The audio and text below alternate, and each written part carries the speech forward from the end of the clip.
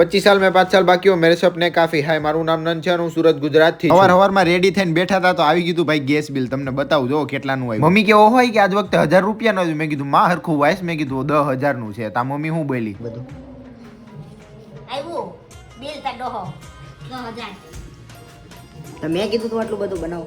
સીધો મને જ આ ટીમ લઈ લીધું આ ઓલું ખાવું હોય ને ઓલું ખાવું હોય મેં કીધું માં કઈ 10000 નું બિલ ના આવે એ બધું પડતે મૂકીને આપણે કરી લીધા પાઠ ને ભાઈ કાનમાં ડટિયા ભરાઈને આપણે નીકળી ગયા સીધા તો બધા કહેતા નું ધોરો હું કામ શું રાજ હું છે એનું રાજ ભાઈ કાઈ નથી રાજ આવડું છે ધૂળું ઉડે ને મોઢે ચોપટે મફત નું પાલ તો તમને જાદુઈ દિવાલ બતાવું જો આવડું એમનો ઊભું હો નીચે કાઈ નહીં સપોર્ટ આ બધું અમારે છણિયા ગામમાં જ જોવા મળે તમારે ક્યાંય ના મળે શોરૂમે આવ્યા નથી ફોન ખોલ્યો નથી ને કાચમાં વિડીયો બનાવવાનું ચાલુ કર્યા નથી ભાઈ લાગે ને ફાટેલ ચડી નવા બૂટ પછી એક કસ્ટમર નું આવ્યું હતું આવડું ઘૂંઘરી વાળું આવે ને વાહે લખાણું છન છન છન છન વાળું ઈ બાયુ ને ઈ તો જોઈએ પેલા પછી હું આજ તો નવું લાગે હો ભાઈ કેટલા દિવસ પછી આપણે જીમ માં પોગી ગયા ઉપર માર દેખાય ને એમાં આપણું પછી હું ભાઈ આપણે જેવું તેવું હાલે ની દાદરા ચડી ગયા ભાઈ ફિટનેસ પેલા એમથી કહી દે ને ભાઈ લિફ્ટ બંધ હતી પહોંચી ગયો ભાઈ સીધો જીમે ભાઈ ક્યાંય આડોહરો નથી હાલો ટિકટોક સ્ટાઇલ માં કપડા બદલાઈ દીધા જીમ ના કેવો લાગુ જોઈ લો જીમ માં ગયો તો ભાઈ મગજ ફરી ગયો આઈનું વાનું ઓઈલી બાજુ વયું આખું જીમ નો જ ઉલિયો ફેરવી નાખ્યો ભાઈ નવા વર્ષમાં નવું કઈક પ્રગતિ તો કરવી પડે ને એટલે આજે હતો ભાઈ ચેસ્ટ ડે પછી હું ભાઈ ઘણા દિવસો પછી વર્કઆઉટ કરી અને પંપ આવે જી કઈ ગાંડો આવે એટલો પંપ આવે કે એમ થાય સામે દિવાલ એક ઢીકો મારીને દિવાલમાં કાણું પાડી દે પછી હું ભાઈ આ ભાઈ મને કે મને વ્લોગમાં લેજે કાંઈ વાંધો નહીં હાલો ને આપણે પ્રગતિના પંથે જ છે આમ જ સપોર્ટ કરતા રહેજે એટલે આપણે બહુ આગળ વધી જાય પછી હું ભાઈ બાર ડીજે જોયું નથી ગીત વાગતા નથી ને અહીંયા આપણે નાચવા માંડ્યા રીધમ કે પેટમાં કઈક ગડબડ છે હાલ ને સોડા પી લે પછી હું સોડા પીને ગણેશ આલુપુરી વયો ગયો ત્યાંથી થોડીક આલુપુરી પાર્સલ થોડીક એટલે 2-3 જ પાર્સલ કરાવી વધારે નથી કરાવી એટલે આવતા નહીં કોઈ મસ્ત ચીજ વાળી આલુપુરી હતી આ મોઢામાં પાણી આવતા હતું જીજાજી ફોનમાં વાત કરતા હતા ત્યાં હું આબડું કરી ગયો મને કે લે